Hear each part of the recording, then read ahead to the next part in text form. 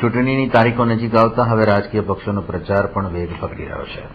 ચૂંટણીની તારીખો જેમ જેમ નજીક આવી રહી છે તેમ તેમ ચૂંટણીનો પ્રચાર પણ જામી રહ્યો છે.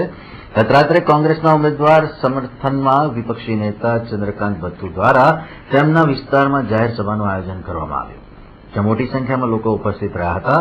રોડ શો બાદ જાહેર સભાને સંબોધતા કોંગ્રેસના ઉમેદવાર મધુસૂદન મિસ્ત્રી પોતાના પ્રતિસ્પર્ધી ઉમેદવાર નરેન્દ્ર મોદી પર વરસી ગયા. મોદી અને ભાજપ પર પ્રહારો કરતા મિસ્ત્રીએ વડોદરામાં ભાજપ ઉમેદવાર માત્ર ફોટામાં જ દેખાય છે, જ્યારે હું તમારી સમક્ષ છું તેવી દલીલ સાથે પોતાની જીતનો વધુ એકવાર દાવો વ્યક્ત કર્યો. અહંકાર રાજા રાવણનો બી નથી રહ્યો તો ભાઈ મોદી તારી કોઈ વિશ્વાસ નથી. જે દાડે વડોદરાની પ્રજા વિફળશે ને તેને રોડ ઉપર લાવી દેતા 1 મિનિટ નહીં થાય.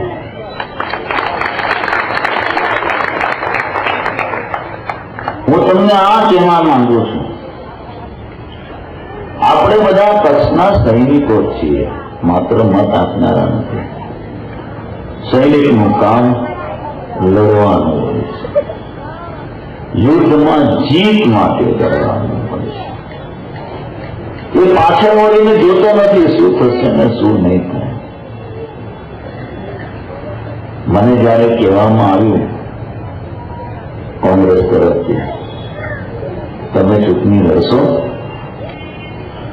મેં કીધું સાહેબ એવી કચકચાઈને લડીશ કે યાદ રાખી જાય કે મને કોઈક સામે પાર્ટીનો ઉમેદવાર મળ્યો છે. અને તમે આટલા બધા આજે ખૂબ મોટી સંખ્યામાં સાથે જોડાયા, આખું વાતાવરણ બદલી નાખ્યું.